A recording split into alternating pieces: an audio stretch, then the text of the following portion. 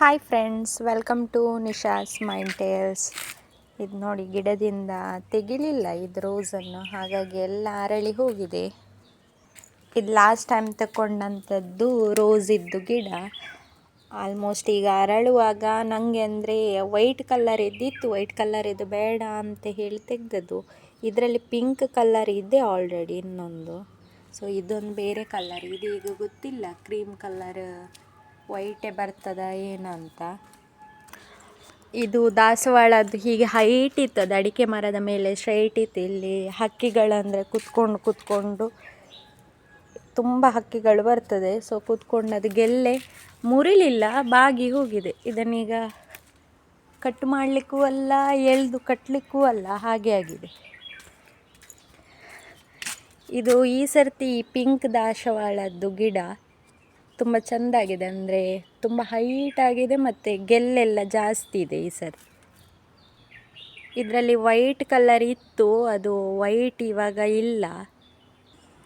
ಇದೊಂದು ಊರಿಂದ ತಂದಂಥದ್ದು ಗಿಡ.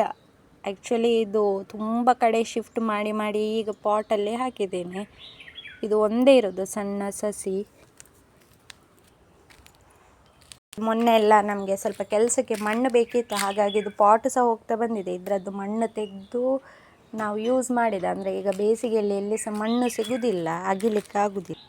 ಆ ಮಣ್ಣು ತಂದು ನಾವು ಇಲ್ಲಿ ಹಾಕಿದ್ದೇವೆ. ಇದು ಒಂದು ಅಂದರೆ ನಮ್ಮದು ಎಕ್ಸ್ಟ್ರಾ ಪ್ಯಾಸೇಜಲ್ಲಿ ಇಲ್ಲಿ ಒಲೆ, ಅಂದರೆ ಹಳೆ ಕಾಲದ್ದೆಲ್ಲ ಕಟ್ಟಿಗೆ ಹಾಕಲಿಕ್ಕೆ, ಮತ್ತು ಇದರಲ್ಲೆಲ್ಲ ನಾವು ಕುಚ್ಚಲಕ್ಕಿ ಅನ್ನ ಎಲ್ಲ ಮಾಡೋದಾದರೆ ಅಥವಾ ಏನಾದರೂ ಅಡಿಗೆ ಸಹ ಮಾಡ್ಬೋದು. ಇದು ಒಂದು ಹಳೆ ಕಾಲದ್ದು ಇರಲಿ ಅಂತ ಹೇಳಿ ಮಾಡಿದ್ದು. ಇದು ಪಾತ್ರೆ ತೊಳಿಲಿಕ್ಕೆ ಅಂತ ಹೇಳಿ ಮತ್ತೆ ಎಕ್ಸ್ಟ್ರಾ ಕಟ್ಟಿರುವಂಥದ್ದು.